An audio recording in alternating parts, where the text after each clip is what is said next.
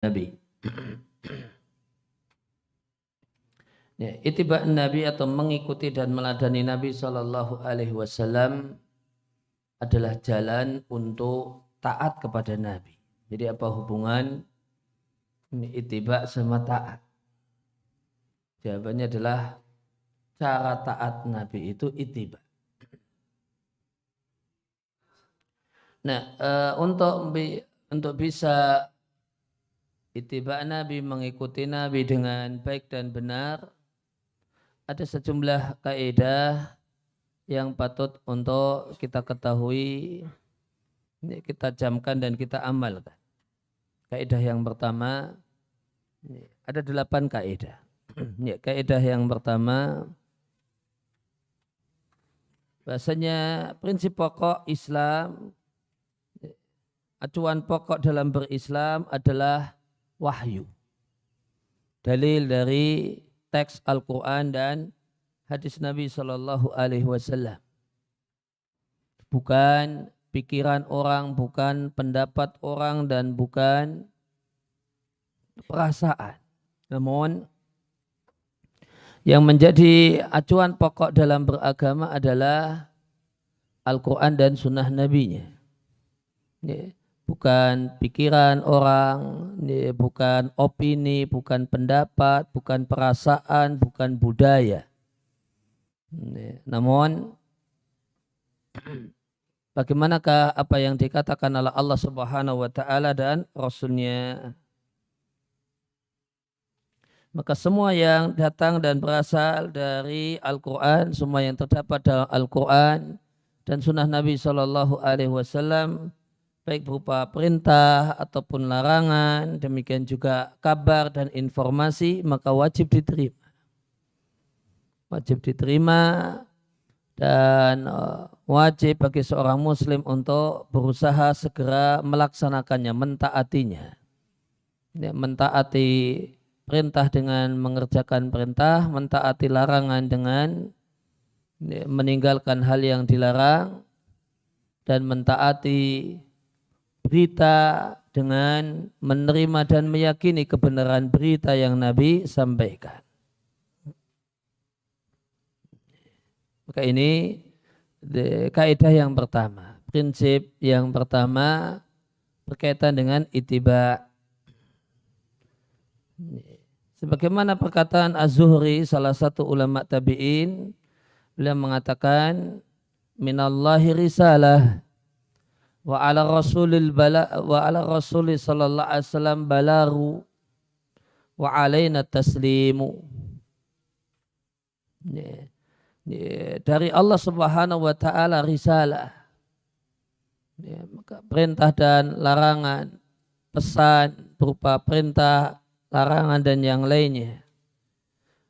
Wa ala rasulil sallallahu alaihi wasallam al-balaru, dan kewajiban Rasul adalah menyampaikan. Status Rasul adalah penyampai. Wa alaina taslim. Kewajiban kita adalah pasrah dan menerima. Maka kita pasrah dan menerima apa yang datang dari Allah melalui apa yang disampaikan oleh Rasulullah Sallallahu Alaihi Wasallam.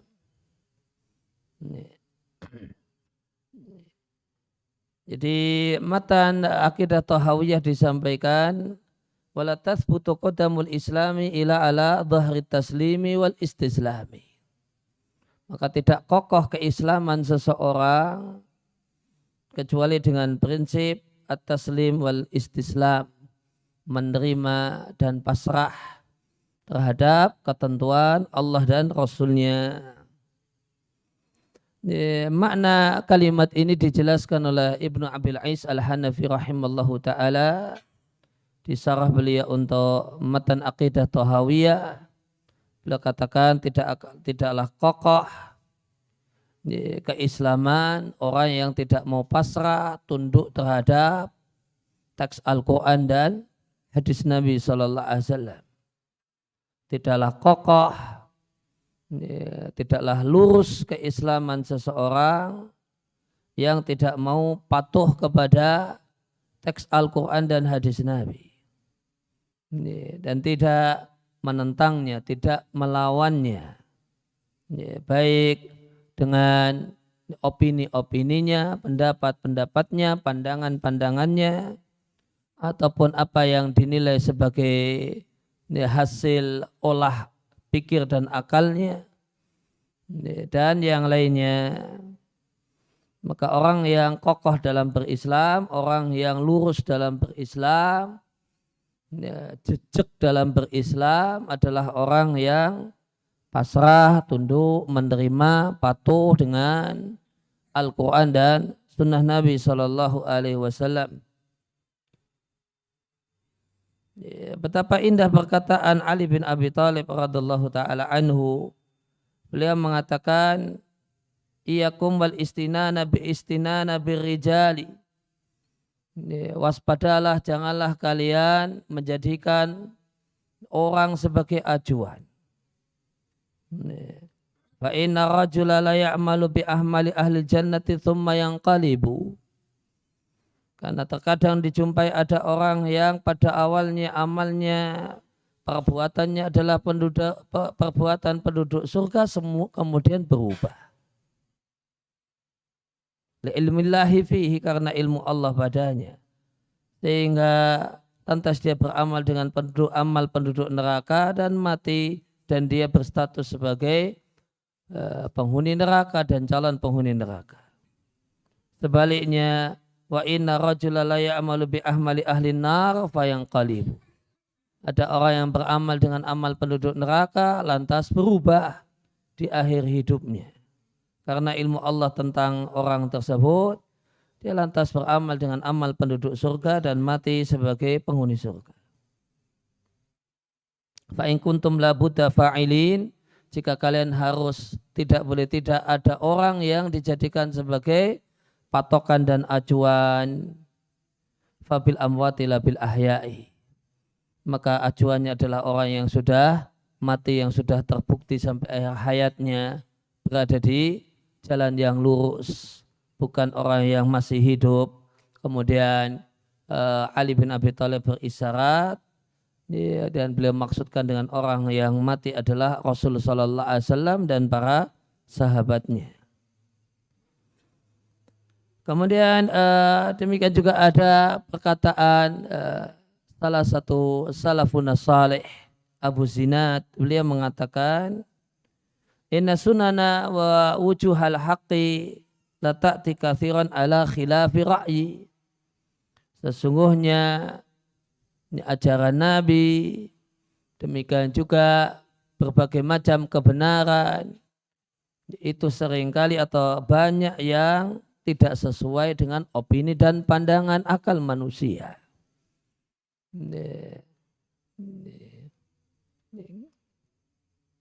Maka beliau sampaikan bahasanya ajaran Nabi itu kalau di otak-atik pakai pikiran orang, banyak yang tidak sesuai. Mungkin di antara contohnya misalnya batal wudhu itu kentut, yang pantat yang bermasalah, kenapa yang dibersihkan malah wajah dan tangan dan kaki, ditambah rambut kepala misalnya. Maka kalau atau bentuk-bentuk atau hal-hal yang lainnya, maka beliau sampaikan bahwa sunnah wa wujuhal haq, dan kebenaran sering itu tidak sesuai dan selaras dengan pikiran orang. Fama yajidul muslimana buddan min ittibaiha.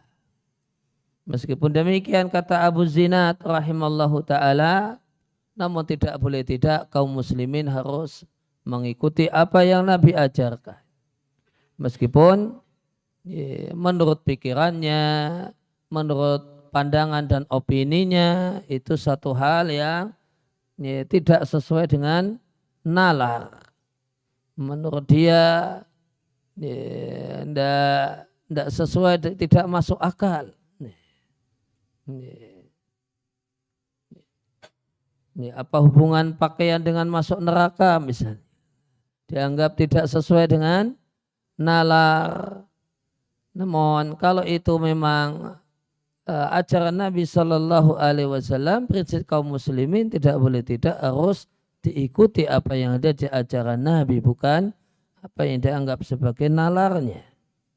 Kemudian beliau contohkan min dzalika annal haidha taqdis siyama wala taqdis salata.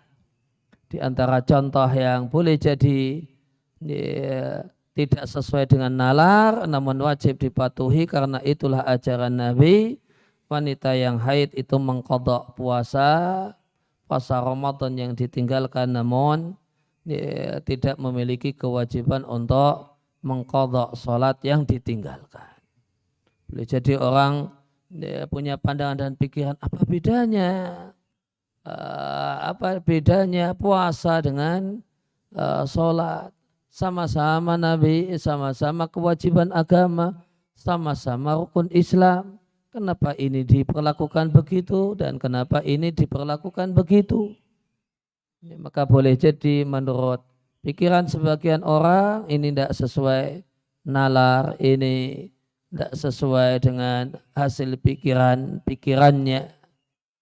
Namun tidak boleh tidak seorang muslim akan mengikuti apa yang Nabi ajarkan. Maka jawabannya ya demikianlah ajaran Nabi.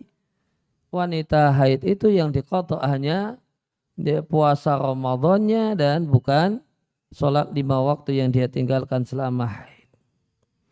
Kemudian kaidah yang kedua, seorang muslim wajib untuk mencari hukum syar'i, mencari ilmu tentang hukum syar'i dan memastikan kalau memang itu satu hal yang betul-betul dituntunkan sebelum beramal. Sebelum beramal, maka ya, tidak hanya sekedar katanya oh ini ibadah, katanya ini amal soleh, ada share-sharean di WA, oh ini satu hal yang bagus begini gitu, tanpa dikaji lebih lanjut dan dipastikan. Maka dalam beribadah, dalam beramal, ya, seorang muslim harus selektif. Tidak semua orang yang dikatakan orang itu ibadah semangat dikerjakan. Harus ada, namun wajib selektif. Wajib ada penyaringan mana yang betul-betul diajarkan dan mana yang sekedar orang bikin, orang itu mengada-ada. Kemudian disebar-sebarkan padahal ya, tidak ada tuntunannya, tidak ada dasarnya. Dan dalam pemastian ini ya, tidak cukup ya, dalam pemastian ini ya, tidak cukup dengan sekedar ada dalilnya. Namun kalau ternyata dalilnya tidak nyambung dengan hal yang didalili, ya, maka itu tidak bisa jadi itu kesimpulan yang tidak benar. Maka tidak cukup dengan ada dalilnya. Namun dalilnya nyambung tidak dengan hal yang perkara yang dibahas. Ya, tidak hanya sekedar ada dalilnya. Jangan sampai ekstrimnya kentut membatalkan wudhu, dalilnya innamal a'malu binniyat. Nah, untuk membatalkan wudhu ada dalil, ada. Apa teks Arabnya? Innamal a'malu binniyat. Sesungguhnya semua amal itu tergantung niatnya. Ini bahas niat, tidak ada pembahasan di sini bahas pembatal wudhu. Ini kan namanya tidak nyambung. Maka dalam masalah at-tatsabbut, memastikan sesuatu itu memang dituntunkan, ya tidak hanya cukup ini ada dalilnya, namun dalilnya nyambung tidak dengan yang didalili. Karena sebagian orang berdalil itu tidak nyambung. Ada pernah saya dapat pertanyaan, orang ini bertanya bahwasanya di satu pengajian dia bertanya, saat ini saya dapat pernah dengar ada yang menyampaikan kalau kita dianjurkan untuk satu hal yang bagus kalau kita sering wiridnya Rabbunallah, Rabbunallah, Rabbunallah, Rabbunallah, Rabbunallah, Rabbunallah, bukan Rabbunallah, Rabbunallah.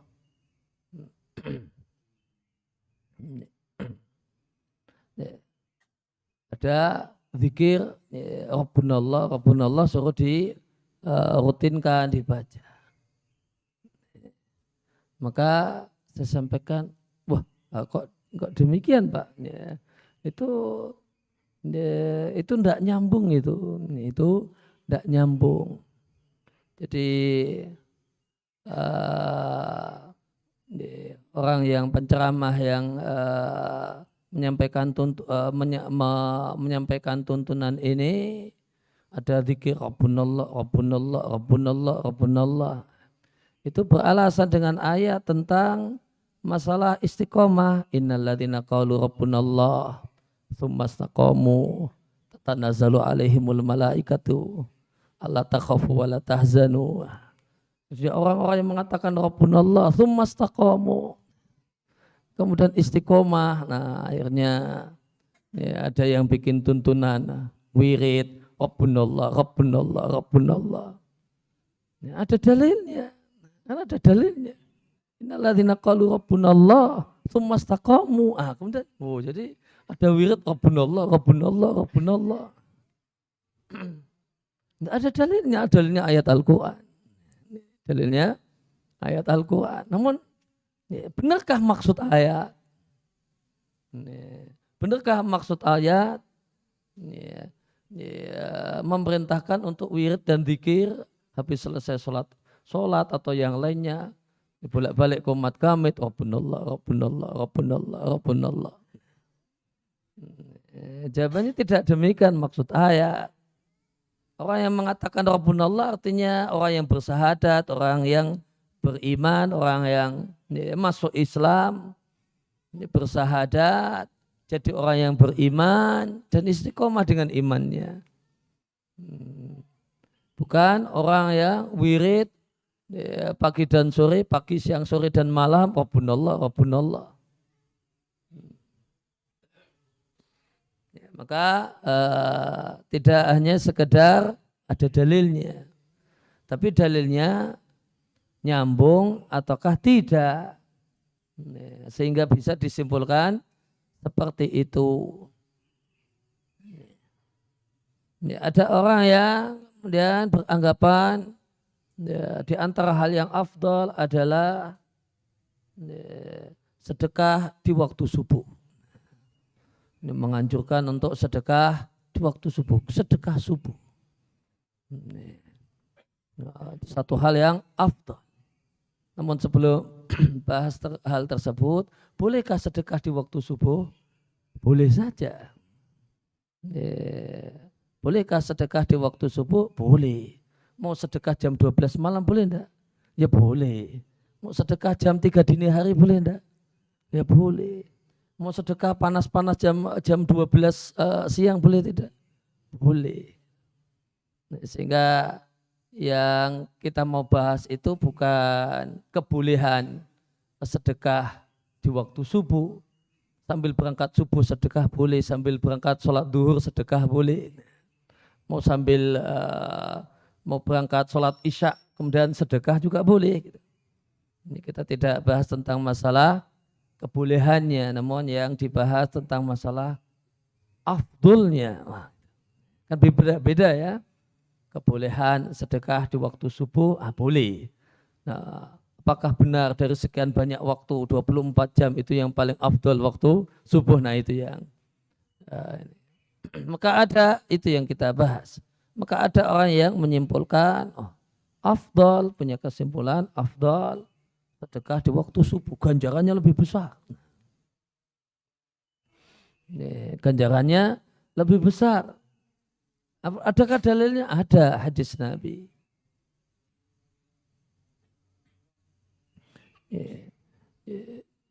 Hadis Nabi menceritakan bahasanya setiap pagi turun 2 malaikat. Nah, turun 2 malaikat ke muka bumi. Malaikat yang pertama berdoa, Allahumma a'ti munfiqan khalafan. Ya Allah, berikanlah ganti untuk orang yang berinfak. Kemudian malaikat yang satunya berdoa, Allahumma a'ti mumsikan talafan. Ya Allah, berikanlah kehancuran untuk orang yang pelit dan orang yang tidak mau berinfak. Ya. Maka itu yang jadi dalilnya, yang jadi dasarnya. Nah, apakah doa malaikat, ya Allah, berikanlah ganti untuk orang yang berinfak di pagi hari? Ya, ataukah cuma ya Allah berikanlah ganti kepada orang yang berinfak? Cuma doanya malaikat di pagi hari. Ya, namun doanya kepada orang yang rajin berinfak, baik infak di waktu duha, waktu duhur, waktu asar, waktu maghrib, waktu isya, tengah malam, dini hari. Realitanya hadisnya adalah membahas tentang berikanlah ganti kepada orang yang rajin berinfak, bukan yang rajin berinfak di pagi hari atau rajin berinfak di waktu subuh. Maka itu kan beda antara ya Allah berikanlah ganti kepada orang yang berinfak. Nah, doanya malaikat ini doanya di waktu pagi. Kan beda jika kalimatnya, lain halnya kalimatnya, jika kalimatnya ya Allah berikanlah ganti untuk orang yang berinfak di pagi hari, di waktu subuh. Nah, itu berbeda. Dan maksud hadis adalah ya sebagaimana kalimatnya, ya, doa untuk orang yang rajin berinfak kapanpun waktunya. Ya, Nabi SAW menyampaikan bahasanya 2 malaikat turun di sobah. Di waktu pagi, sobah ini pagi ini, waktu subuh, sebelum subuh, waktu duha, itu semuanya sobah. Dan dikerucutkan, oh itu pagi hari, oh itu subuh, oh itu habis subuh. Ini satu hal yang perlu dalil. Maka kaidah yang kedua, sebelum beramal, pastikan bahasanya itu satu hal yang memang betul-betul Nabi tuntunkan dan Nabi ajarkan. Harus ada filter, harus ada penyaringan. Tidak cukup dengan katanya orang, ini amal soleh, ini ganjarannya besar. Tanpa ada filter, tanpa ada penyaringan. Intinya adalah al-ilmu qabla al-qaul wal amal. Berilmu terlebih dahulu sebelum berucap dan berbuat. Dan menerapkan kaidah ini adalah hakikat ittiba, hakikat meladani Nabi SAW. Asy-Syatibi rahimahullah ta'ala mengatakan, maka semua orang yang mencari beban-beban syariat selain yang disyariatkan, maka sungguh dia telah membatalkan syariat.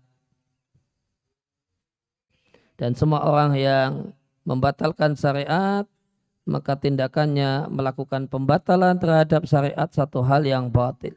Dan sehingga siapa yang mencari berbagai macam beban dan aturan syariat yang tidak disyariatkan, maka amalnya adalah amal yang sia-sia.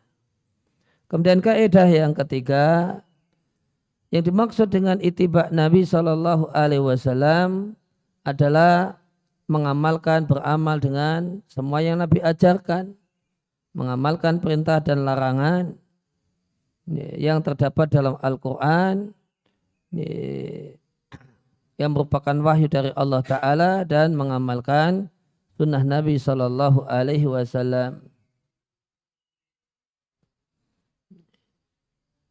Sebagaimana sabda Nabi SAW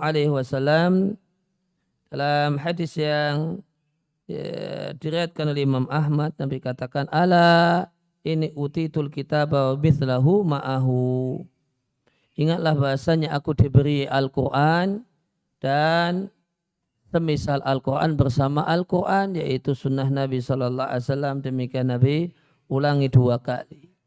Maka hadis Nabi itu semisal dengan Al-Quran, semisal dalam ketaatan, semisal dalam diikuti dan ditaati, dan semisal dalam sama-sama hujah, sama-sama dalil dalam beragama. Atha bin Abi Rabah, ulama tabi'in mengatakan, ta'atu Rasul itiba'ul kitab wa sunnah.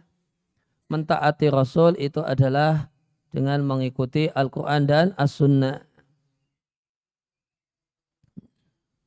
Sa'id bin Sa'di rahimahullah ta'ala menyampaikan, maka semua yang Nabi ajarkan maka menjadi sebuah keniscayaan bagi seorang muslim untuk mengambilnya, untuk mengikutinya, dan tidak boleh menyelisihinya.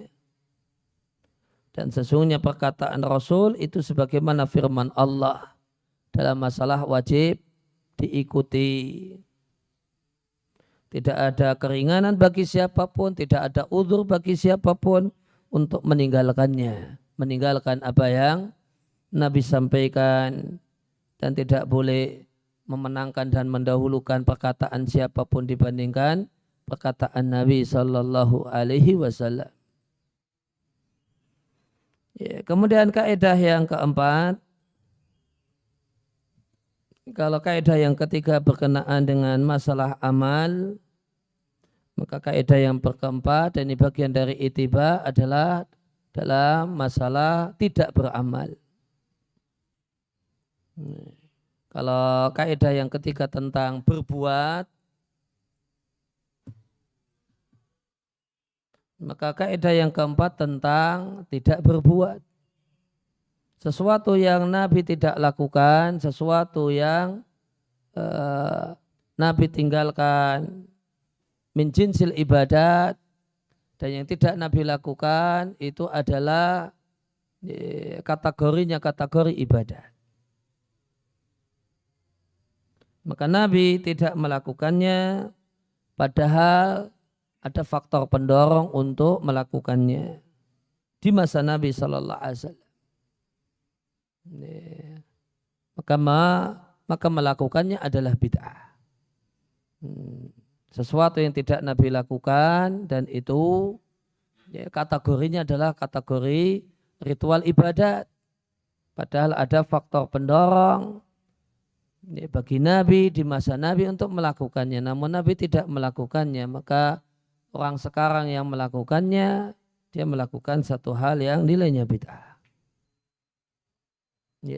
Nabi ketika sholat 5 waktu, Nabi mensyariatkan adzan.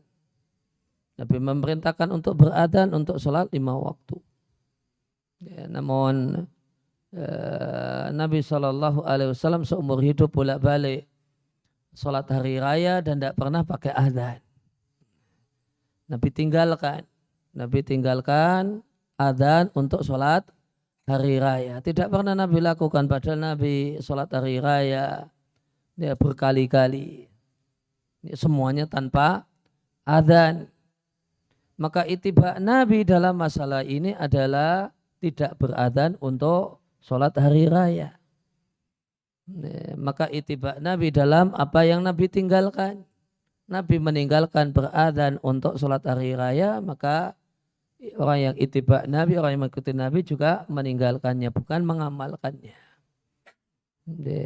Karena adzan ini jenisnya jenis ibadat, kategorinya ibadat, ritual ibadat, namun Nabi tinggalkan. Padahal ada faktor pendorong untuk melakukannya, yaitu tambah ganjaran, keinginan untuk tambah ganjaran. Dan tidak ada hal yang menghalangi Nabi seandainya Nabi mau melakukannya. Namun seumur hidup Nabi tidak melakukannya. Maka orang yang ittiba semestinya tidak melakukannya. Namun tadi disampaikan, hal ini berlaku untuk min jinsil ibadat, untuk hal-hal yang kategorinya ibadat.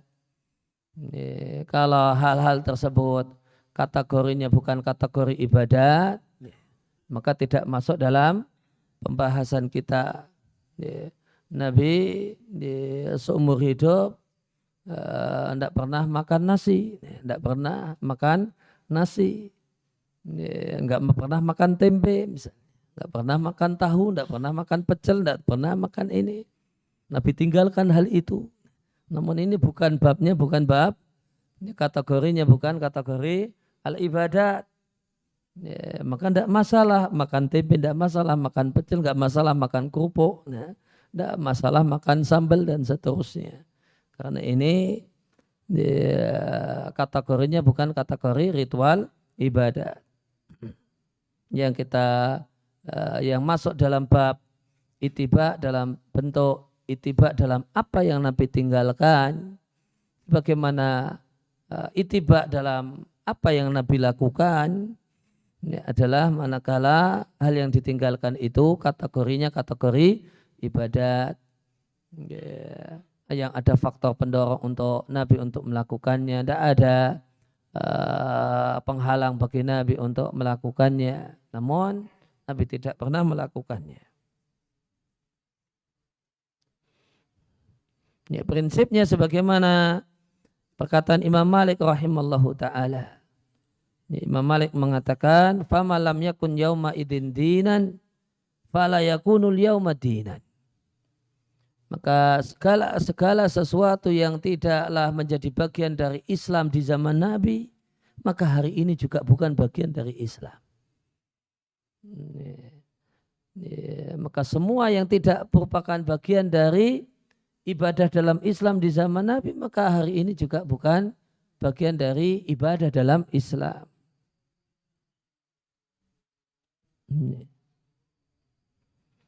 Ibnu Katsir rahimallahu ta'ala mengatakan, wa amma ahlu sunnati wal jamaah, adapun prinsip ahlu sunnah wal jamaah, mereka mengatakan untuk semua perbuatan dan semua ucapan lam yathbut anis sahabah, yang tidak dilakukan, tidak dipraktekkan, tidak dicontohkan oleh para sahabat radhiyallahu anhum, huwa bid'atun, maka itu adalah bid'ah.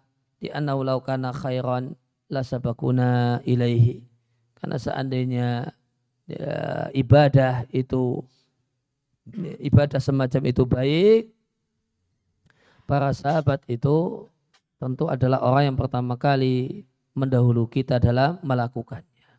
Karena mereka adalah orang yang masya Allah tamaknya dalam ibadah, semangatnya dalam cari ganjaran. Satu semangat ibadah yang tidak terbayangkan.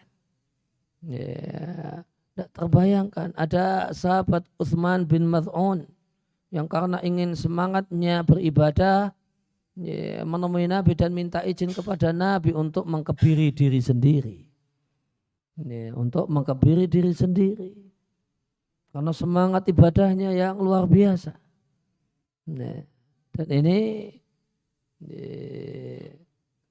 Dan ini satu hal yang tak terbayangkan. Ya, di zaman ini ada orang demikian. Meskipun Nabi pun tidak mengizinkannya. Tapi sisi yang mau diambil adalah semangatnya dalam ibadah. Semangatnya dalam ibadah. Tak terbayangkan. Kok ada orang yang bisa sampai demikian. Kita jumpai ya, bagaimanakah sahabat Abu Darda radhiyallahu ta'ala anhu ibadahnya. Ya, sampai-sampai istrinya bilang kepada Salman Al-Farisi, itu loh saudaramu, tidak butuh dunia. Ya, gimana ibadahnya Abu Darda? Setiap hari puasa, setiap siang puasa, sepanjang malam sholat malam, dari awal malam sampai subuh. Ya, sehingga saya istrinya tidak pernah dijamah. Saya istrinya tidak pernah dijamah. Ini kan membayangkannya saja sudah sulit ini membayangkannya.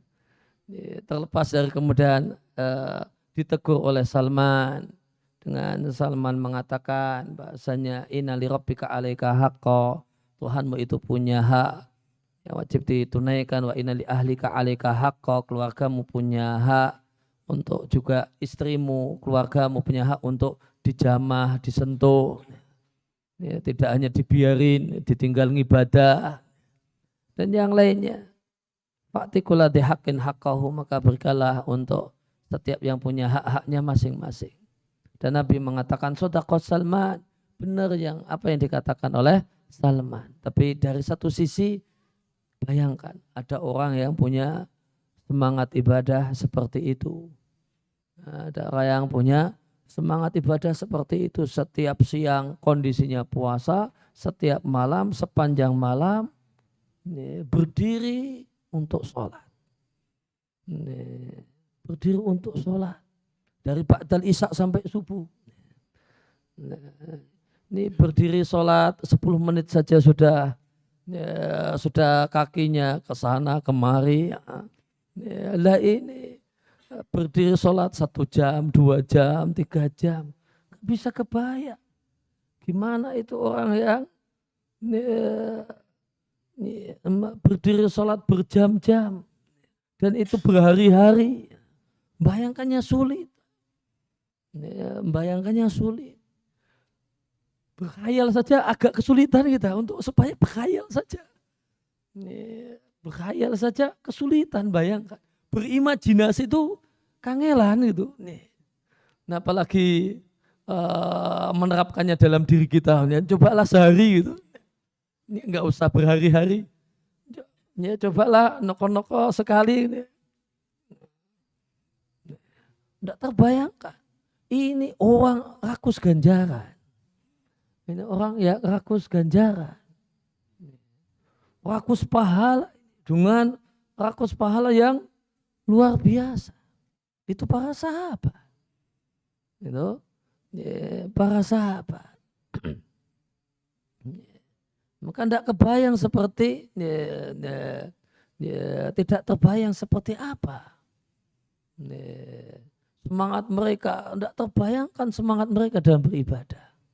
Nah, kira-kira kalau orang-orang yang seperti ini, ada enggak ibadah yang kelewatan? Ada tidak sumber ganjaran yang kelewatan? Tidak sempat mereka amalkan. Tidak mungkin. Orang yang semangatnya cari ganjaran, zuhudnya sama dunia, rakusnya sama akhirat. Seperti ini, tidak mungkin ada ibadah yang kelewatan. Jika memang betul-betul ibadah yang bermanfaat di sisi Allah Subhanahu wa Ta'ala. Kemudian kaidah yang kelima, satu hal yang wajib kita yakini bahasanya semua yang menjadi kebutuhan manusia dalam masalah akidah ataupun ibadah, bahkan dalam masalah dunia ataupun akhirat, semuanya telah dijelaskan oleh syariat. Maka wajib untuk kita yakini, maka intinya adalah kaidah yang kelima, yakin bahasanya Islam itu agama yang lengkap dan sempurna. Tidak hanya memberikan petunjuk bagaimana cara supaya bisa di akhirat, juga ngajari petunjuk gimana cara bahagia di dunia. Nabi itu tidak hanya ngajari bagaimanakah supaya masuk surga, Nabi itu juga ngajari dengan ucapan dan perbuatan beliau gimana hidup suami istri itu bahagia. Itu bukan hanya bahas tentang masalah bahagia di akhirat, cara masuk surga, tidak. Namun Nabi juga ngajari tentang bagaimanakah bahagia di dunia. Bagaimanakah supaya dunia itu terlihat indah dan kita pun merasa bahagia dengannya. Nabi ngajari. Dengan perbuatan beliau, dengan ucapan beliau, dengan sikap-sikap beliau, Nabi ngajari.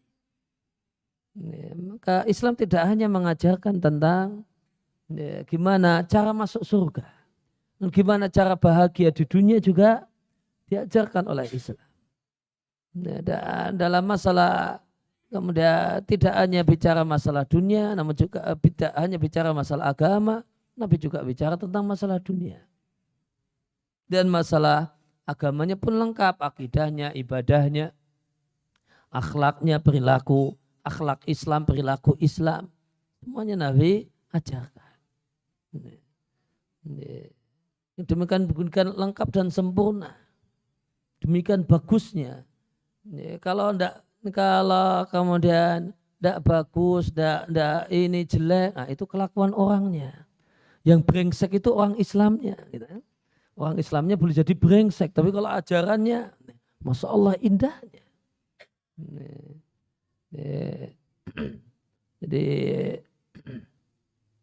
kalau yang kemudian kalau yang utang tidak membayar itu orangnya itu ya. Utang tidak membayar itu orangnya. Adapun ajaran Islam tidak membenarkan punya duit tidak bayar utang padahal punya utang. Punya utang malah rajin jalan-jalan. Itu tidak dibenarkan oleh Islam. Matul ghani zulmun kata Nabi. Orang yang punya duit dan punya utang kok malah nunda-nunda bayar utang itu sebuah kezaliman. Dosa harian, dosa per menit, dosa per detik. Ada itu ajaran Islam yang boleh jadi berbeda dengan kelakuan sebagian orang Islam.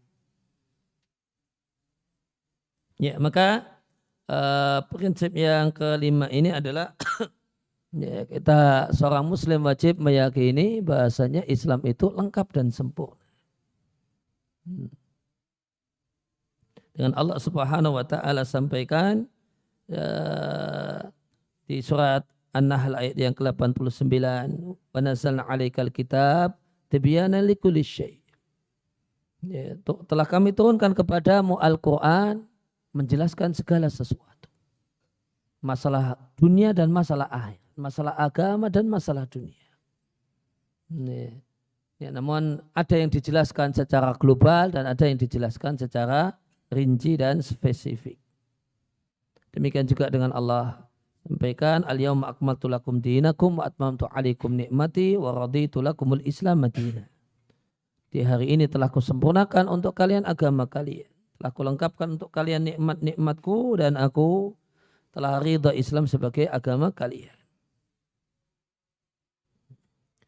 Kemudian kaidah yang keenam,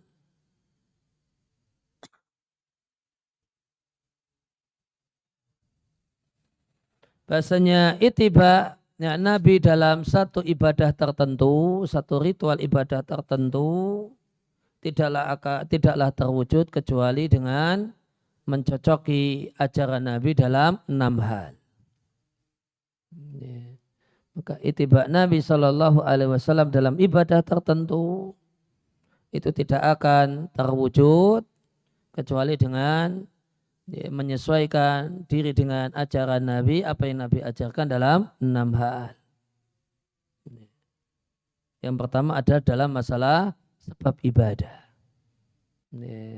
Sebab ibadah itu wajib sesuai dengan sebab ibadah yang telah Nabi tentukan.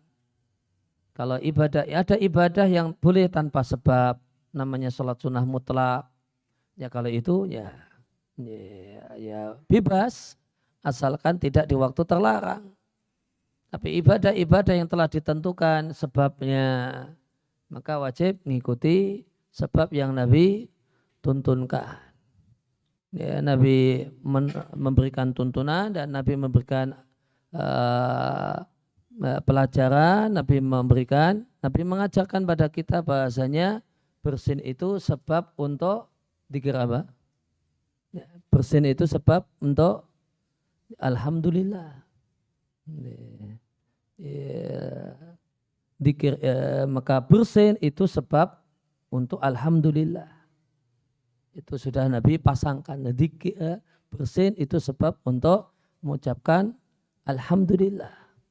Ya. Boleh enggak saya ganti habis bersin, Allahu Akbar. Ya. Saya ganti jadi sebab takbir. Gitu. Boleh tidak? Tidak boleh. Kenapa? Tidak boleh. Karena bukan itu sebab yang Nabi tentukan. Itu bukan sebab yang Nabi tentukan. maka kita katakan eh, takbir itu amal soleh, namun bukan di sini tempatnya. Takbir itu amal soleh, nah, namun bukan di sini tempatnya. Bersin itu bukan tempatnya Allahu Akbar gitu. Apalagi sambil mengepalkan tangan. Wah, Allahu Akbar gitu enggak. Bukan di sini tempatnya. Takbir itu amal soleh, tapi bukan di sini tempatnya. Kemudian habis buang air, itu sebab untuk membaca doa. Membaca doa semisal dengan bacaan ghufranak. Nah, maka selesai buang hajat, ini pasangannya adalah doa. Boleh tidak selesai buang hajat, saya baca ayat kursi 3 kali. Boleh tidak? Lu kan baik. Nah, gitu. Kan baik. Ayat kursi apa jelek? Ya, enggak. Ya. Maka jawaban kita, seandainya ada orang yang punya ide-ide kreatif semacam ini, maka kita katakan baca ayat kursi itu baik, tapi bukan di sini tempatnya, bukan di sini pasangannya, bukan di sini pasangannya. Ya, demikian cara menegur dan mengoreksi hal-hal semacam ini. Caranya demikian. Caranya demikian, 2 kalimat. Kalimat pertama, baca ayat kursi itu baik. Kalimat yang kedua, tapi bukan di sini tempatnya. Itu cara ngoreksi yang benar, bukan kemudian caranya baca ayat seperti itu, baca ayat kursi habis keluar kamar mandi dosa kamu, bukan demikian. Dosa kamu, enggak. Namun cara ngoreksinya baca ayat kursi itu baik, namun bukan di sini tempat. Apa dalil cara ngoreksi demikian? Ya, dalilnya perbuatan sahabat Ibnu Umar. Suatu ketika ada orang yang bersin di dekatnya sahabat Ibnu Umar. Alhamdulillah wassalamu ala rasulillah. Ya, jadi alhamdulillah ditambah solawat, Pak. Alhamdulillah wassalatu wassalam ala rasulillah. Habis bersin demikian. Nah, itu di sampingnya Ibnu Umar, sahabat Nabi Abdullah bin Umar. Nabi kemudian sahabat Ibnu Umar menegur orang ini dengan mengatakan, kami juga bersolawat untuk Nabi. Kami bukan anti solawat. Karena itu satu hal yang baik dan Nabi ajarkan. Kami juga bersolawat. Kami bukan anti solawat. Kami juga taslim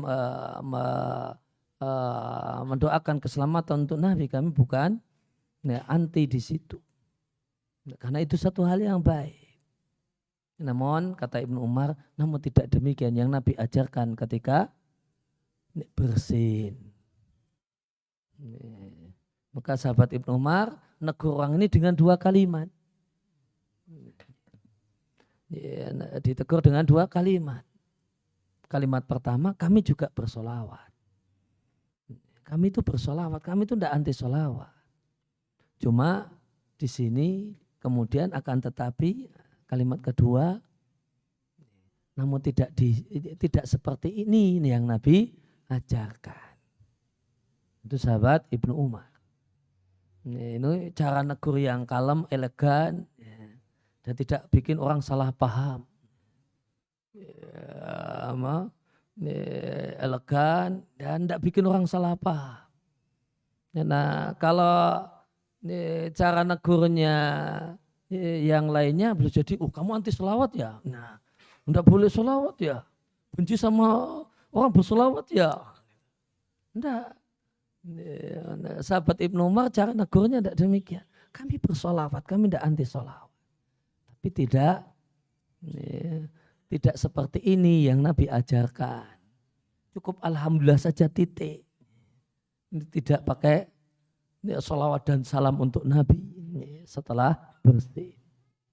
Maka ittiba Nabi adalah menyesuaikan diri dengan Nabi dalam sebab. Jangan bikin sebab sendiri aneh-aneh. Jangan kreatif. Jangan kreatif.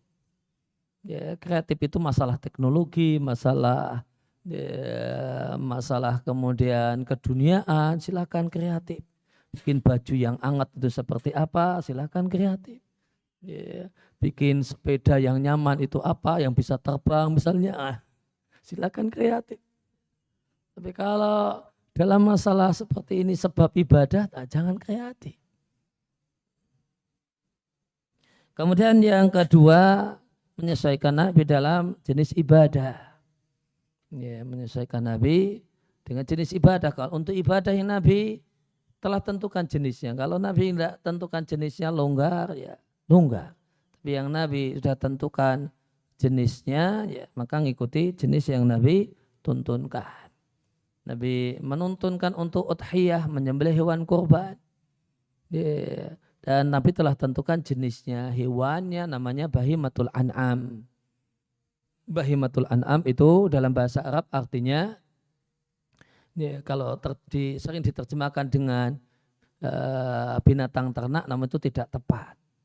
Karena itu terjemah yang kurang pas. Maka bahimatul an'am itu tiga jenis hewan, unta, sapi, dan kambing.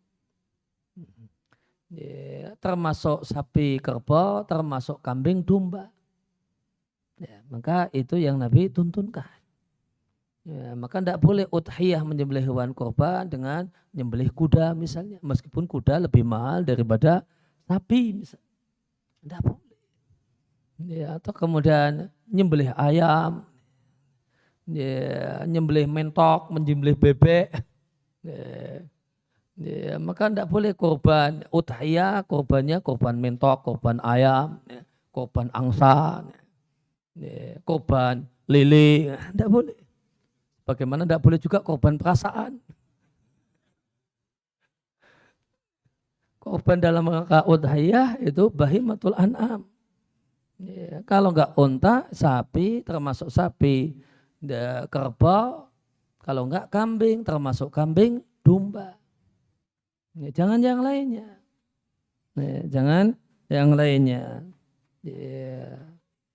Tentu sebagaimana jenis yang Nabi telah tentukan. Tidak boleh ngarang-ngarang sendiri. Kemudian yang ketiga, ngikuti Nabi dalam kadar, angka dan angka yang Nabi tetapkan. Kalau ibadah itu ada ketentuan angkanya, ya jangan bikin angka sendiri. Tawaf itu 7 putaran. Ya, enggak boleh orang Jawa 9 putaran biar kayak Wali Songo kan 9. Nah, itu tambahi sendiri. Enggak boleh.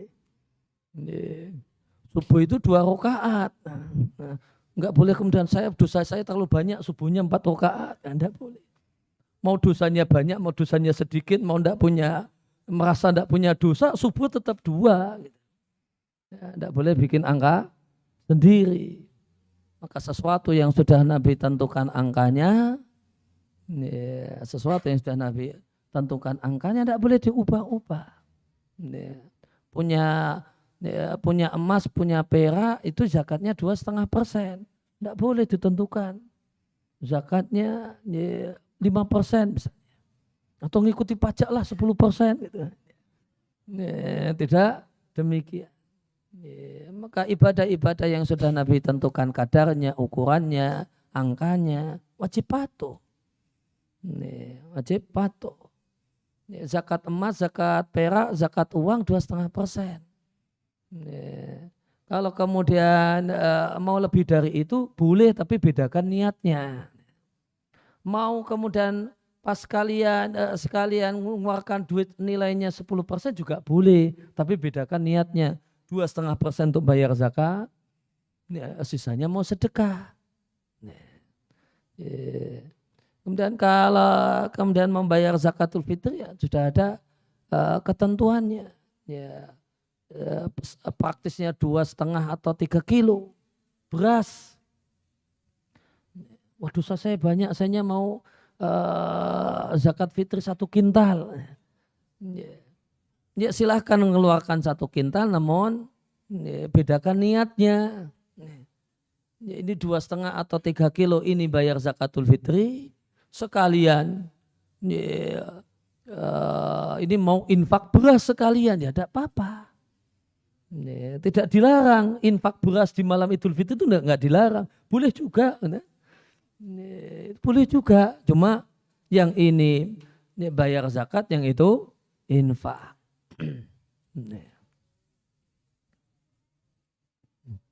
Ya, kemudian yang keempat adalah tata cara.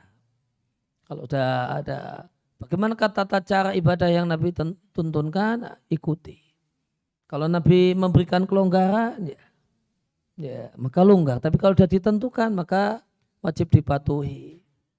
Ya, maka berwudu itu muka dulu yang pertama, ya, rukun wudu itu muka, kemudian anggota wudu itu muka, kemudian kaki yang terakhir.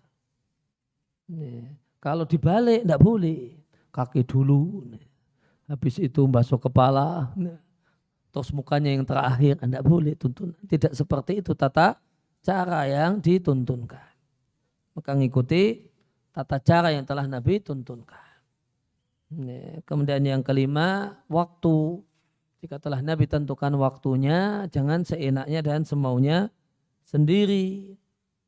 Udhiyah nyembelih hewan kurban itu 10 Dzulhijjah. Kalau kemudian ada orang niatnya udhiyah menyembelih hewan kurban, namun 10 Syawal, ya tidak boleh. Kenapa tidak boleh? Kan baik. Nah, gitu. Ya, kalau diniatkan udhiyah ini belum waktunya. Kalau diniatkan mau motong sapi habis itu ya, bagi-bagi daging, ya ahlan wa sahlan. Ya, saya daftar. Nah, gitu. Tapi kalau ini niatnya udhiyah jangan. Ya, kalau ini niatnya menjelih hewan kurban, maka satu hal yang tidak benar. Puasa wajib itu di bulan Ramadan. Ya, jangan dikerjakan puasa wajib namun di bulan Rajab misalnya. Ya, kalau niat mau puasa wajib rukun Islam kemudian di bulan Rajab, maka ini belum waktunya. Kemudian yang keenam, tempat. Kalau ibadah itu telah ditentukan tempatnya, ya maka tidak boleh bikin tempat sendiri. Ya, ibadah namanya wukuf itu di Arafah. Arafah itu adanya di Arab Saudi, tidak ada di Kediri. Misalnya saya wukuf di Gunung Kelot, itu ya tidak boleh, tempatnya ngarang sendiri. Ya, tempatnya ngarang sendiri. Iktikaf itu sudah ditentukan sudah ditentukan tempatnya di masjid. Tidak boleh iktikaf di samping kuburan, tidak boleh iktikaf di bawah pohon, tidak boleh iktikaf di dalam gua. Maka bukan itu iktikaf yang diajarkan oleh Islam. Iktikaf yang diajarkan Islam, iktikaf itu di masjid, bukan di gua-gua. Kalau iktikaf di gua dalam rangka beribadah kepada Allah Ta'ala, nah, maka ini ngarang ini mengada-ada tempat ibadahnya dengan tempat ibadah yang tidak dituntunkan dan diajarkan.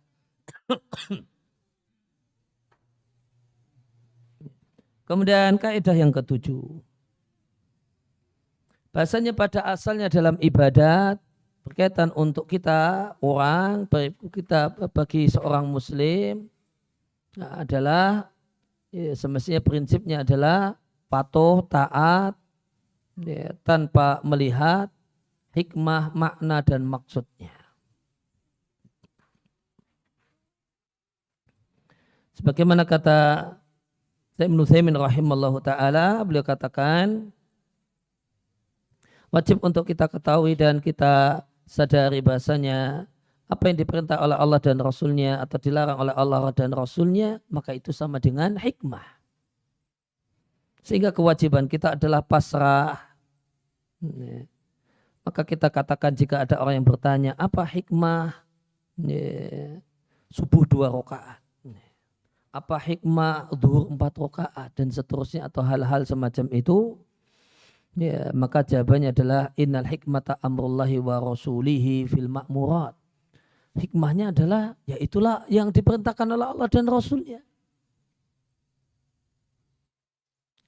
Dan jika ada pertanyaan apa hikmah ini dilarang, itu dilarang. Kenapa ini dilarang, kenapa itu dilarang? Kenapa ketika sholat sujudnya tidak boleh meletakkan lengan di tempat sujud misalnya. Atau ketika kenapa dilarang begini, kenapa dilarang begitu. Maka jawabannya apa hikmahnya? Ya hikmahnya mematuhi ketentuan dari Allah dan Rasulnya. Sebagaimana firman Allah Ta'ala, wa makana li mu'minin wa la mu'minatin idza qadallahu wa rasuluhu amran ayakuna lahumul khiyaratu min amrihim. Ya. Tidaklah pantas dan tidak boleh bagi orang yang beriman, baik laki-laki dan perempuan. Jika Allah telah menetapkan, Allah dan Rasulnya telah menetapkan satu hal, mengambil pilihan yang lain. Demikian juga Ibunda Aisyah radhiyallahu ta'ala anha pernah ditanya oleh Mu'adzah, kenapa wanita haid itu mengqadha puasa Ramadan, namun tidak mengqadha sholat? Ya, pertanyaannya mengapa?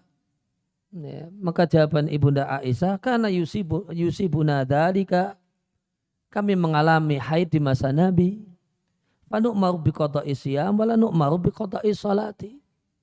Maka kami oleh Nabi diperintahkan untuk mengqadha puasa, namun tidak diperintahkan untuk mengqadha sholat. Maka ketika ditanya mengapa, Ibunda Aisyah berdalil dengan demikianlah tuntunannya tanpa menyebutkan oh begini. Wahada huwa hakikatut taslim wal ibadah. Inilah hakikat kepasrahan dan hakikat ibadah. Dan inilah yang dicontohkan oleh para sahabat. Para sahabat ketika sholat berjamaah, tiba-tiba di tengah-tengah sholat Nabi copot sandalnya. Begitu lihat Nabi copot sandalnya, semuanya pada copot sandal. Mereka tidak punya prinsip ya nanti dulu Nabi itu ngapain copot sandal, tidak. Maka semangatnya adalah, maka keteladanan dalam ittiba adalah melaksanakan apa yang Nabi laksanakan, melaksanakan apa yang Nabi perintahkan, apa yang Nabi contohkan. Sehingga ketika selesai sholat Nabi tanya, kenapa kalian mencopot sandal? Jawaban para sahabat, kami lihat Anda copot sandal. Kami lihat Anda copot sandal, maka kami pun copot sandal. Nabi SAW ketika melewati kubur ibunya, kemudian minta izin pada Allah untuk ziarah kubur ibunya, Nabi akhirnya ziarah kubur ibunya. Dan saat ziarah kubur itu, Nabi ketika itu menangis. Semua sahabat kemudian ikut menangis tanpa tahu kenapa Nabi menangis. Dilihat Nabi kok di situ pas di kubur ibunya nangis, semua sahabat nangis. Bisa nangis Pak, padahal nggak tahu sebabnya. Luar biasa. Itu enggak pakai bawang, cari bawang, enggak cari ini, kemudian dioles-oles kemudian supaya berderai air mata, enggak. Enggak pakai alat-alat semacam itu. Kenapa nangis? Nabi nangis. Kenapa nangis? Nabi nangis. Setelah selesai Nabi nangis, baru Nabi cerita kenapa menangis. Non sahabat itu sudah ikut nangis. Dan itu bukan nangis suara. Enggak. Berderai air mata. Bayangkan itibaknya para sahabat. Kira-kira bisa enggak? Kita lihat orang nangis, enggak tahu sebabnya kita bisa ikut nangis. Itu sulit loh itu. Itu sulit loh. Kalau cuma kemudian ikut sedih, mukanya sedih bisa. Ya. mukanya sedih, menunduk itu bisa itu. Tapi kalau ikut nangis berderai air mata, tanpa bantuan bawang dan sebagainya, itu sulit loh. Tapi sahabat itu bisa.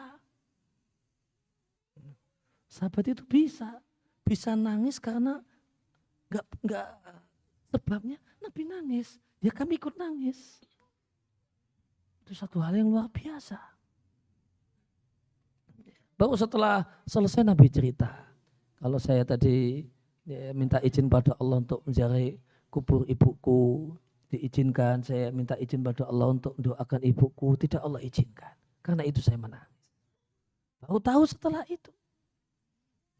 Baru tahu setelah itu. Atau sebagaimana kata Umar, satu hari Umar menjumpai setelah perang Badar, Umar menjumpai Nabi sama Abu Bakar berdua nangis. Umar datang. Umar datang dan bertanya, apa yang menyebabkan kalian berdua menangis? Tolong ceritakan.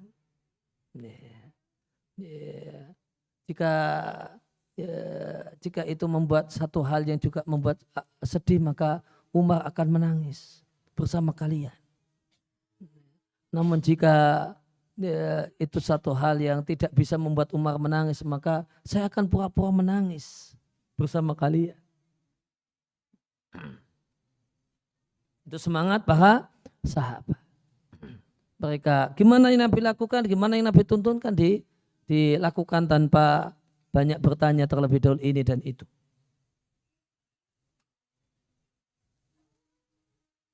Ya, maka itulah hakikat taslim, hakikat kepasrahan dan ibadah seorang, yaitu tunduk kepada perintah Allah, aturan Allah dan Rasulnya, baik tahu hikmahnya, manfaatnya ataupun tidak tahu. Adapun orang yang punya prinsip tidak mau mengimani dan tidak menerima satu hal sampai tahu apa hikmah dan manfaatnya, maka kita katakan, kata Syekh Ibnu Utsaimin, innaka mimman ittaba'a hawahu. Ini namanya mengikuti hawa nafsu, bukan orang yang taat. Karena tidak mau taat kecuali tahu itu ada manfaat. Namun tidaklah dipahami dari hal ini bahasanya mengkaji manfaat, hikmah dari ibadah dan aturan-aturan Allah bukan satu hal yang diperintahkan. Tidak, ya. Namun jangan jadikan tahu hikmah sebab manfaat sebagai pijaan untuk taat. Itu yang diinginkan. Jangan jadikan tahu hikmah, manfaat itu pijaan untuk taat. Namun boleh-boleh saja setelah taat, boleh-boleh saja dikaji ini manfaatnya apa supaya semakin mantap dalam mengamalkan. Namun bukan ini yang menjadi titik tolak taat dan beramal. Kemudian yang kedelapan, yang terakhir, bahasanya al-masyaqqatu laysat maqsuratan fi syari'ati. Laisa maqsudatan fi syari'ah. Ya, bahwasanya mempersulit diri, kerepotan, kesusahan bukanlah satu hal yang dimaksudkan oleh syariat. Oleh karena itu Rasulullah Shallallahu Alaihi Wasallam satu ketika melihat ada orang tua yang bernadar untuk jalan kaki, untuk jalan kaki ke satu tempat, kalau nggak salah ini jalan kaki untuk ke Masjidil Haram. Dia bernadar untuk jalan kaki. Dan orang tua ini kepayahan sehingga dia dipapah di antara dua anaknya untuk melaksanakan nadarnya. Maka Nabi Shallallahu Alaihi Wasallam menyampaikan, innallaha an ta'dzibi hadza nafsahu laghaniyun. Allah tidak butuh perbuatan orang ini yang menyiksa dirinya sendiri. Allah tidak membutuhkan perbuatan orang ini yang menyiksa dirinya sendiri. Mau pergi beribadah memaksakan diri harus dengan model jalan kaki. Padahal tidak bisa. Tidak bisa jalan kaki karena kondisi fisiknya. Ya, kalau naik kendaraan bisa, kalau jalan kaki tidak bisa. Akhirnya memaksakan diri tetap jalan dengan merepotkan dua anaknya ya, untuk memapahnya. Maka Nabi katakan Allah tidak butuh perbuatan orang menyiksa diri sendiri. Ya. Wa amarau ayar kaba, Nabi perintahkan orang tua tersebut untuk naik kendaraan. Demikian dalam hadis riwayat Muslim. Ya, salah satu ulama besar Syafi'iyah yang disebut dengan bergelar dengan Sultanul Ulama Al-Ais ibn Abdussalam mengatakan tidak dibenarkan takarub mendekatkan diri kepada Allah dengan menyusahkan diri sendiri.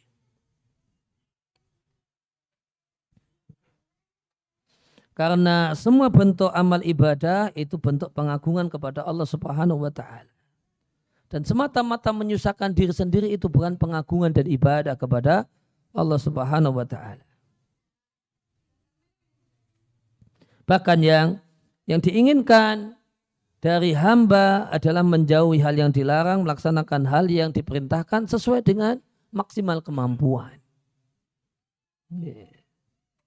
Sebagaimana sabda Nabi sallallahu alaihi wasallam, "Wa idza amartukum bisyai' fa'tu minhu mastata'tum."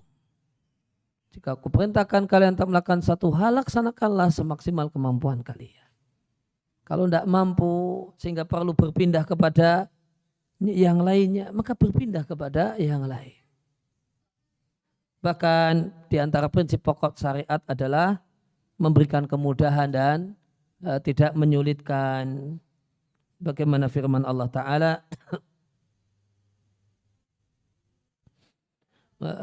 "Ma yuridullah liyaja'ala alaikum min haraj." Allah tidak menginginkan kesusahan dan kesempitan menimpa kalian.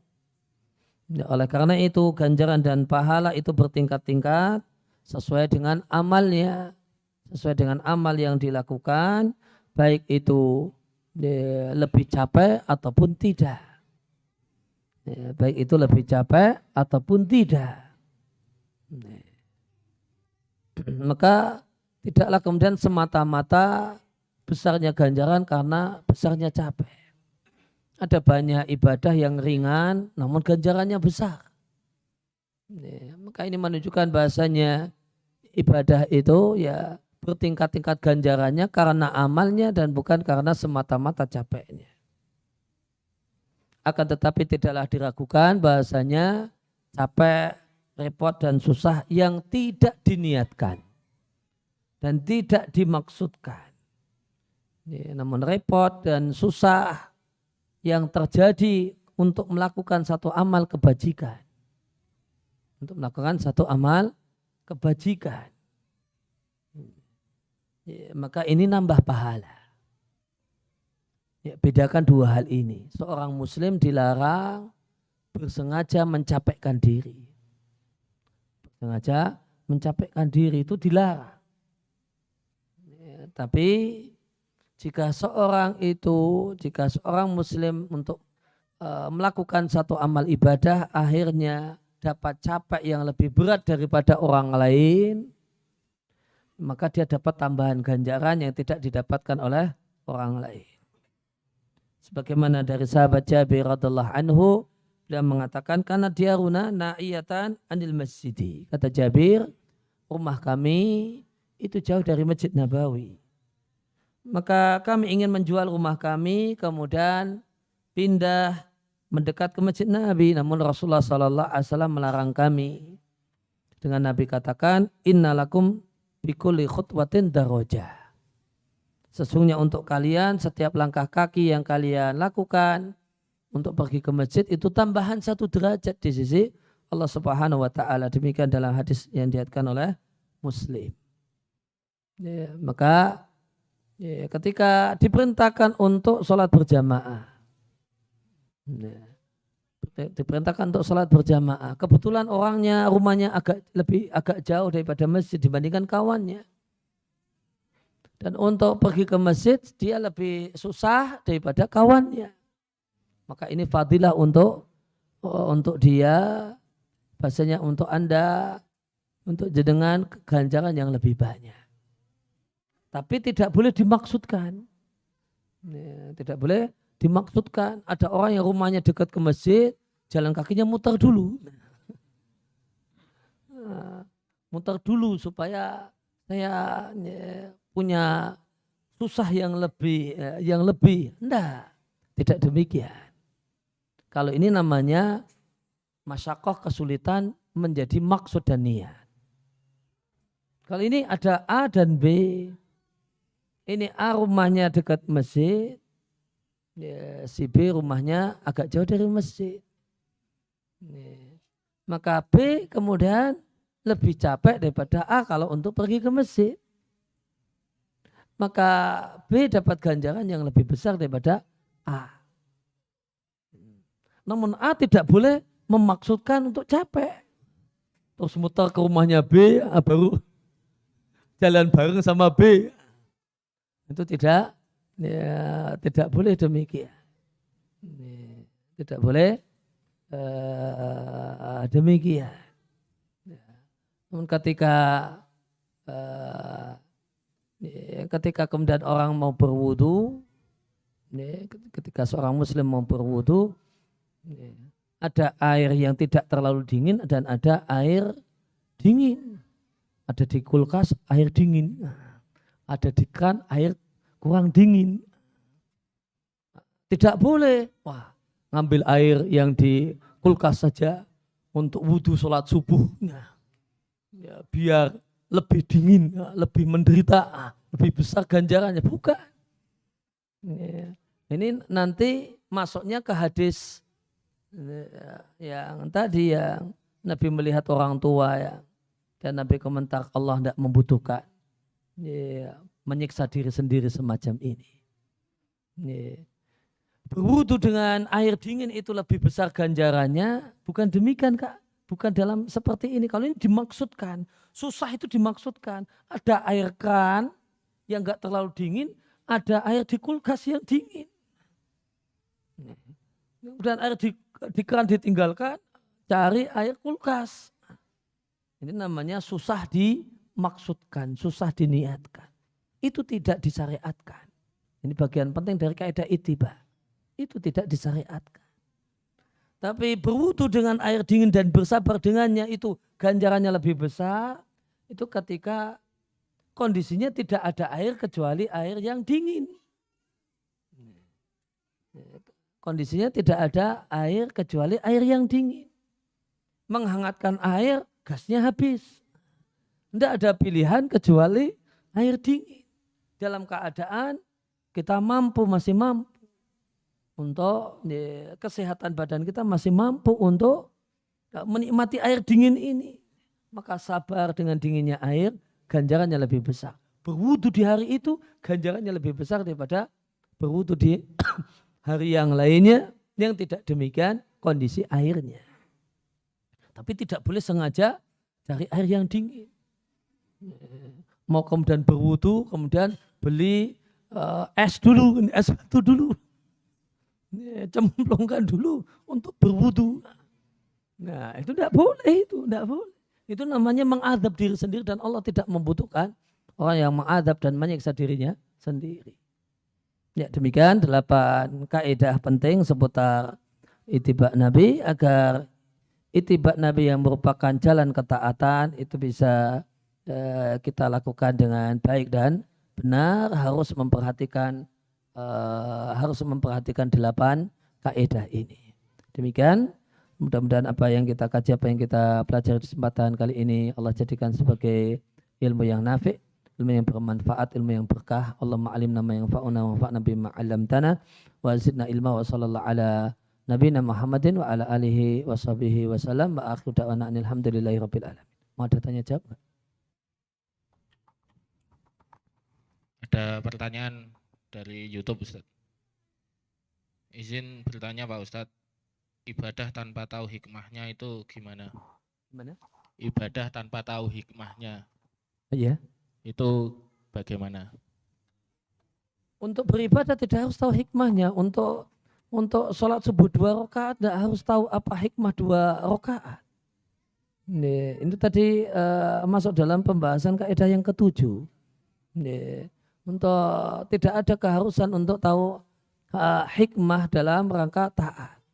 Meskipun tidak setelah taat boleh saja mencari tahu hikmahnya supaya lebih mantap dalam taat.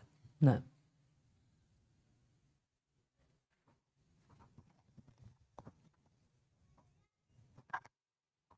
Contohnya Ustaz, tadi kan yang kutiba yang nomor 8 kan nggak boleh menyusahkan diri gitu kan Ustaz. menyusahkan diri tidak boleh jadi niat dan maksud. Itu bagaimana dengan fenomena yang mungkin kadang ada orang haji sepedaan dari ada tempat tinggalnya ke sana begitu. Kalau itu jadi niat dan maksud tidak boleh. Tapi itu untuk kemudian untuk ngakali aturan antrian, malah kalau nekat sepedaan malah sama pemerintah boleh, malah disambut dan sebagainya. Ya, kalau kemudian ngantri masih 30 tahun lagi. Tapi kalau pakai sepedaan ya, langsung nggak ikuti kaidah ngantri. Kalau babnya karena babnya supaya bisa pergi haji tanpa antrian ya lain bab. Tapi kalau untuk menyusahkan diri tidak boleh.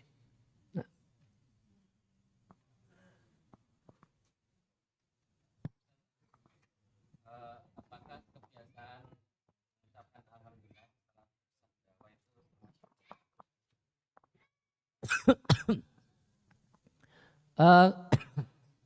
kalau orang ucapan alhamdulillah ada zikir yang bisa diucapkan di berbagai macam kesempatan. Orang bersendawa ketika orang kemudian ucapkan alhamdulillah ketika bersendawa tidak masalah pada dasarnya. Tapi kalau orang merasa atau berkeyakinan ada tuntunan khusus, ada anjuran khusus, ada pahala khusus, maka dalam kondisi ini ya, kita tanyakan ada tidak dalil khusus untuk hal ini. Kalau tidak ada maka tidak boleh punya keyakinan seperti itu. Tentang hadis yang orang yang bakhil itu disebut namaku, kemudian ia tidak mau bersolat kepadaku. Apakah di situ termasuk kita itu bersolat ketika hanya disebutkan Muhammad gitu, kemudian kita beliau sallallahu alaihi wasallam, atau disebutkan nama Nabi, Rasul, kemudian kita juga harus bersalam. Misalnya kayak majelis gini, Ustaz. Jazakumullah khairan atas jawabannya. Assalamualaikum. Ya, wallahu a'lam dua-duanya bisa, misalnya disebut nama Muhammad kemudian sallallahu alaihi wasallam. Namun misalnya disebut sang nabi dan itu maksudnya adalah beliau. Ya, satu hal yang baik untuk yang mendengar untuk mengucapkan sallallahu alaihi wasallam. Ya, sang Rasul. Kemudian kita sallallahu alaihi wasallam ya Rasulullah. Kemudian kita mengucapkan salawat. Ya, satu hal yang baik dan maksud hadis adalah anjuran untuk memperbanyak sholawat. Nah.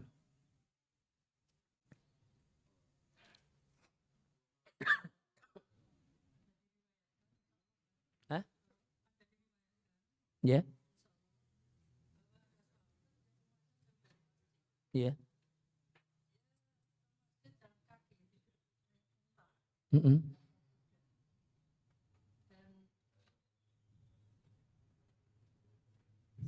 Oleh sahabat yang lain untuk naik unta, tapi beliau tidak mau dengan maksud untuk mendapatkan pahala yang besar. Insya Allah kami dengar riwayat semacam ini. Bagaimana Ustaz? Yang pertama saya tidak ingat tentang rate yang ditanyakan. Kemudian yang kedua, secara khusus untuk ada beberapa sholat yang memang dianjurkan untuk jalan kaki berangkatnya. Semacam sholat Aid, kemudian sholat Jumat, itu ada memang anjuran khusus untuk jalan kaki dan tidak berkendaraan. Sehingga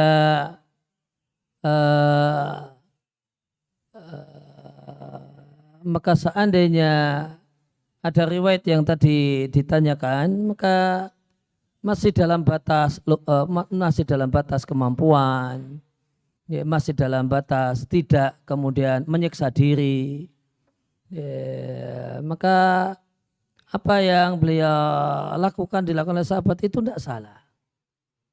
Apalagi menimbang hadis-hadis tentang keutamaan pergi ke masjid itu redaksi-redaksinya semuanya dengan kata-kata ungkapan yang menunjukkan itu jalan kaki.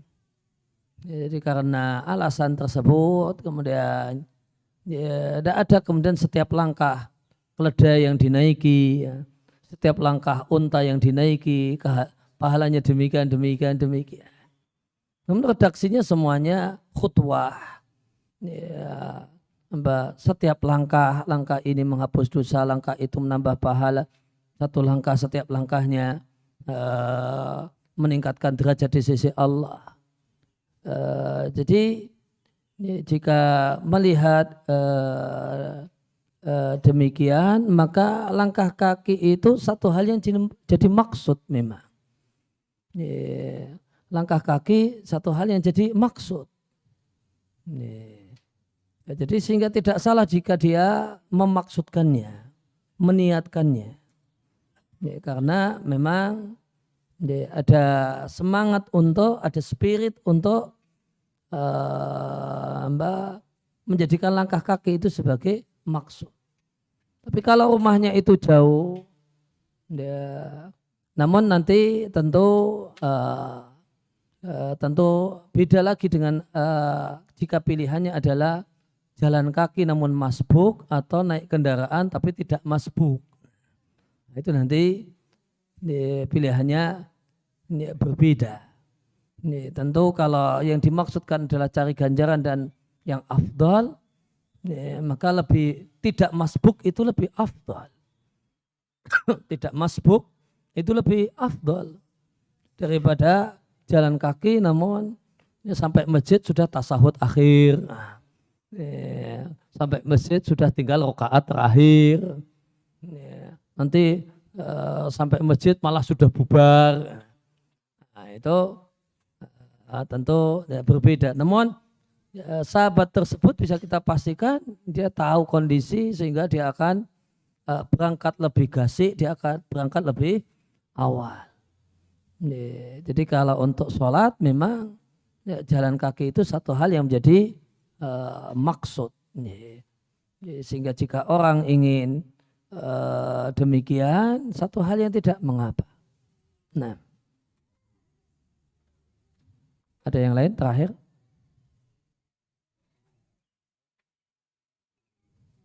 Jika tidak demikian dicukupkan sampai di sini. Terima kasih atas kehadirannya dan perhatiannya. Seiring berdoa dan berharap kepada Allah Subhanahu wa taala agar kehadiran kita, duduk kita di tempat ini Allah catat sebagai amal soleh, amal ibadah yang memperberat timbangan kebajikan kita semua di sisi Allah Subhanahu wa taala. Di hari tidaklah bermanfaat harta dan anak kecuali orang yang menghadap Allah dengan hati yang bersih dan amal yang soleh. Demikian wassallallahu ala nabiyina Muhammadin wa ala alihi washabihi wasallam. Wa akhiru da'wana alhamdulillahirabbil alamin. Kita akhiri dengan kafaratul majlis. Subhanakallahumma wa bihamdika asyhadu an la ilaha illa anta astaghfiruka wa atubu ilaik. Assalamualaikum warahmatullahi wabarakatuh. Hadirilah Safari Dakwah Kediri Raya bersama Ustadz Dr. Aris Munandar, SSMPI, Hafizahullah Ta'ala. Manusia adalah bitathhiril qalbi. Sabtu 26 November 2022, Ba'da Maghrib sampai dengan selesai. Dengan pembahasan 10 hadis kiat keluarga harmonis di Hall Faith Hotel, lantai 1 Kediri. Ahad 27 November 2022, Ba'da subuh sampai dengan selesai. Dengan pembahasan kaidah-kaidah dalam ittiba Nabi di Pondok Pesantren Imam Muslim Al-Adzhari, Kota Kediri. Ahad 27 November 2022 pukul 09 sampai dengan zuhur dengan pembahasan agar bisnis dunia penuh berkah di Pondok Pesantren Salman Al-Farizi, Gurah Kediri. Semoga Allah Ta'ala memudahkan. Barakallahu fikum.